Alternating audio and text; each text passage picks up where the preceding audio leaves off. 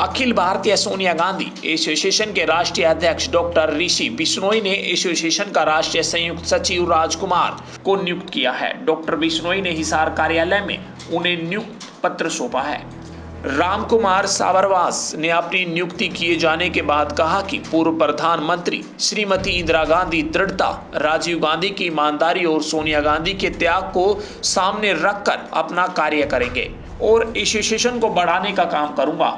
नवनियुक्त संयुक्त सचिव रामकुमार बुगलिया ने कहा कि आज भाजपा सरकार किसानों पर अन्याय कर रही है, किसानों पर मुकदमे दर्ज करके उन पर लाठियां बरसाने का काम कर रही है, उन पर अत्याचार कर रही है। उन्होंने कहा कि आज तक जब जब किसान देश में किसानों के आंदोलन हुए हैं, वह सरकार हमेशा गिरी है। उन्होंने कहा कि मोदी सरकार ने तीनों काले कानून लागू करके किसानों पर थोपने का काम किया है।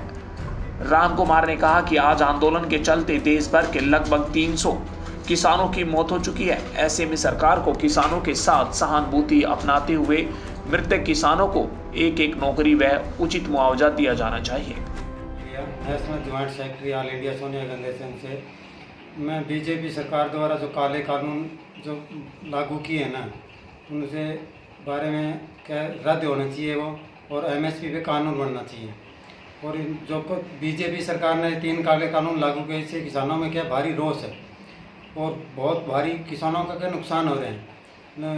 किसान पिछले 4 महीनों से क्या सड़कों पे आंदोलन कर रहे हैं, जिससे कि किसानों के 350 के करीब लगभग क्या किसानों की मौत भी हो चुकी है। इससे किसानों का बहुत भारी नुकसान हो रहा है।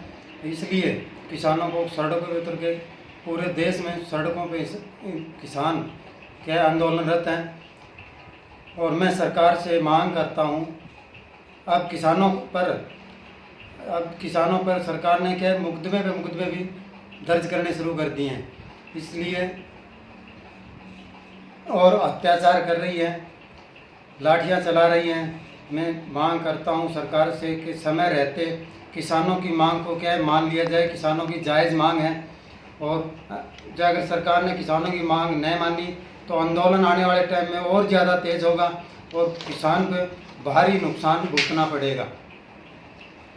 उस बारे में कह रहे कि सरकार कह रही है कि किसानों की आय 2022 तक दुगनी कर देंगे। मैं सरकार से ये पूछना चाहता हूँ, मोदी से भी, कि सरकार किसानों की आय दुगनी कैसे कर देगी। लागत किसानों की बढ़ती जा रही है, डीजल जो का भाव है वो लगातार बढ़ रहा है, खाद एक कट्टे में 900 रुपये बढ़ रहे हैं, 700 रुपये बढ़ रहे हैं, डीजल बढ़ रहे हैं, और जो दवाई है वो बढ़ रही है। मैं सरकार से पूछना चाहता हूँ मोदी जी कि हमें भी बताओ कि ये कैसे करोगे आप दुगनी। जो लागत है वो तो बढ़ती जा रही है, आमदनी है वो घटती जा रही है। एमएसपी पे आप क्या किसान की फसल ही नहीं बिक रही, और आप कह रहे हो कि आमदनी दुगनी कर देंगे। खाद जैसे क्या खाद का रेट बढ़ा है, एक डीएपी का एक बोरा पहले 1200 रुपये का था, अभी 1900 रुपये कर दिया।